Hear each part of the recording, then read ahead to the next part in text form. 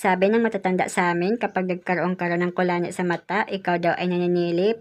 Bakit naman ako? Hindi naman ako naninilip pero nagkaroon ako ng kulani. Siguro dahil ito sa kakapanood ko ng Viva Max kay Angelicang. Kasi crush na crush ko yun. Ang ganda kasi ni Angelicang. Kaya nga, lagi ko inaabang yung movie niya doon sa Viva Max. At dahil sa kakapanood ko ng Viva Max kay Angelicang, ito ang nangyari, nagkaroon tuloy ako ng kulani sa mata. Heto naman ako na nag-i-edit ng bidyong ito para sa vlog kong ito.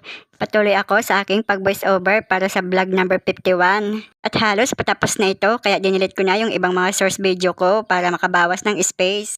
Mula sa video editor, dinownload ko na siya sa aking CP. Kaso bigla kong na-delete nang hindi ko sinasadya kaya ganito tuloy ang naging reaksyon ko. Tapos ko na kasi yung video at na-download ko na siya sa aking CP mula sa video editor. Kaya naman yung mga source video ko na-delete ko na kaya hindi ko na siya mauulit muli.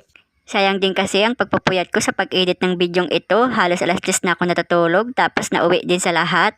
Mag-uumpisa na naman ako sa number 1. Mag-record muli ako ng video at mag-i-edit muli. Mag-voice over. Kaya medyo natagalan ang pag-upload ko ng vlog na ito kasi umulit na naman ulit ako. Bukas nga pala ay balik trabaho naman ako. Pero ngayong gabi, tinatapos ko na itong mga gawain ko sa aking trabaho. Ito yung overtime ko na walang bayad. Matutulog ako nito alas 2 ng madaling araw. Magigising ako alas 5 ng madaling araw. Halos 3 oras lang ang tulog ko nito. Kung bukas ko pa kasi gagawin ito, gagahuli na ako sa oras kasi close payroll na bukas. Bukod sa cut-off bukas, meron pa kaming concrete pouring sa shear wall.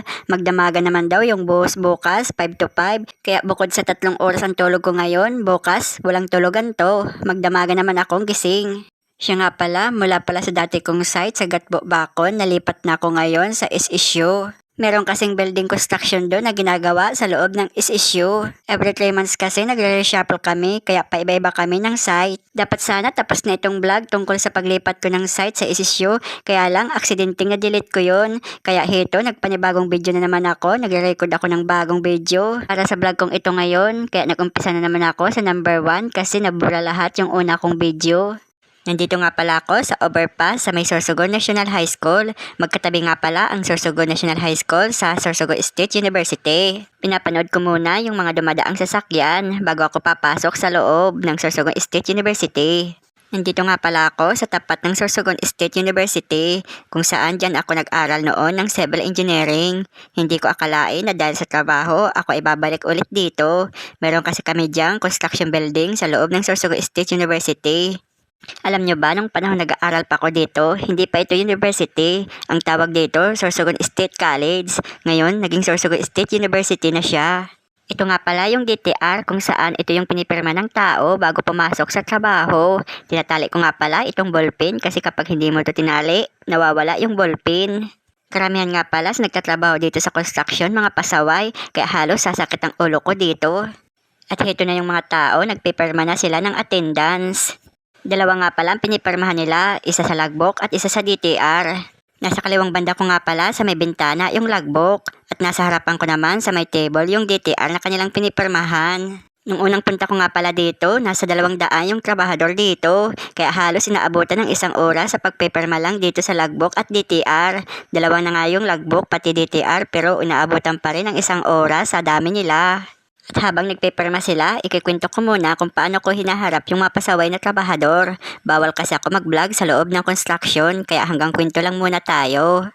May pinapagiba nga pala si engineer na barracks at ililipat yung trabahador doon sa kabilang barracks para makabelo yung bako sa ginagawa sa construction area. 10 yung naka-assign pero nung pinuntahan ko yun, 2 na lang yung nagtatrabaho. Sabi ko sa kanila, patawag nga yung mga naka-assign dito kasi pag hindi sila lumitaw dito, absent sila lahat. At dumating na nga sila at isa-isa kong tinatanong, ayun may mga kanya-kanya silang rason. Sabi ko sa kanila, asikasuhin nyo niyang trabaho nyo dahil may 30 minutes pa tayo, may oras pa naman. Pag hindi kayo nakikilos, absent kayo lahat sa akin. At ayun, sumunod naman sila sa akin, binantayan ko sila hanggang 11:30. Nung mga gabing habang nag-overtime kami, nag-iikot-ikot ako sa site. Tapos minabutan akong paupo lang sila. Lumapit ako, tinanong ko sila kung may gagawin pa sila kasi kung wala na, pwede na silang mag-out ngayon. Kaya sa mga nahihigpitan ko, pasensya na, trabaho lang, walang personalan. Pagtapos ng trabaho, magkaibigan pa rin tayo. Ang paghihigpit ko ay naayon naman sa patakaran ng company dahil kapag hindi ko to ginampanan, ako naman yung mawawala ng trabaho. At ngayon tapos na sila magparma at heto kahit nakatali yung ballpen, nawawala na naman yung mga ballpen. Kaya bibili naman ako nito, pampalit dito sa nakatali dati. Ang dami talagang pasaway dito, kaya kung high blood ka, nako, inatake ka na sa puso. Buti na nga lang, hindi ako high blood. At habang break time kami, naglakad-lakad ako dito sa building kung saan dito ako nag-aral noon ng civil engineering. Dati, engineering building ito. Ngayon, nagtanong-tanong ako, sabi nila, nilipat na daw doon sa kabila ang engineering building. Hindi na daw ito engineering building. At habang nakikita ko itong building nito, bumabalik ang aking mga alaala nung mga panahong nag-aaral ako dito. Hindi ko akalain na pagkalipas ng 10 years ay babalik ako dito dahil sa trabaho ko. Alam nyo ba, pangarap ko noon maging isang civil engineer pero nabigo akong marating ang pangarap kong iyon. Nung mga panahon kasi noon, 3 na kami nasa college at hirap na hirap ang magulang ko magpaaral sa amin. Kaya kailangan isa sa amin ang mag-stop. Lahat ng kapatid ko masisipag mag-aral, ayaw nila mag-stop sa pag-aaral kaya ako na lang yung nagparaya kahit na nasa 4th year na ako noon.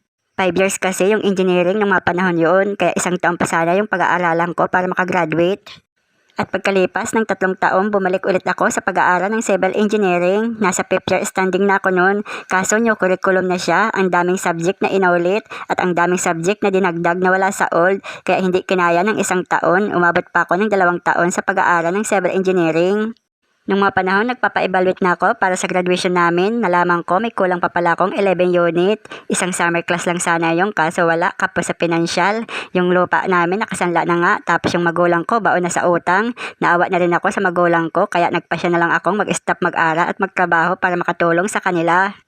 Itong kulay green na building na yan, dati library extension yan. Diyan ako madalas magtambay noon nung mga panahon nag-aaral ako. Ngayon hindi ko alam kung para saan na yung building na yan. Heto nga pala ako pagtapos ng overtime namin. Hanggang alas 12 nga pala yung overtime dito pero ako hindi pa tapos sa ginagawa ko. Gumagawa kasi ako ng format sa logbook para sa pipirmahan ng tao bukas para sa kanilang attendance at nag-check pa ako ng mga DTR. Madalas natutulog ako alauna. Ito nga pala yung overtime ko na walang bayad. Pero ayos lang kasi kapag hindi ko naman ito ginawa, gagahulin ako bukas. Ang sa akin lang mapagaan yung trabaho ko kaya ginagawa ko na ngayon. At heto, natapos na ako sa aking ginagawa. Dito rin nga pala sa field office ang aking tulugan. Ako'y matutulog na. Magigising ako bukas, alas 5 na, kaya halos 4 na oras lang ang tulog ko.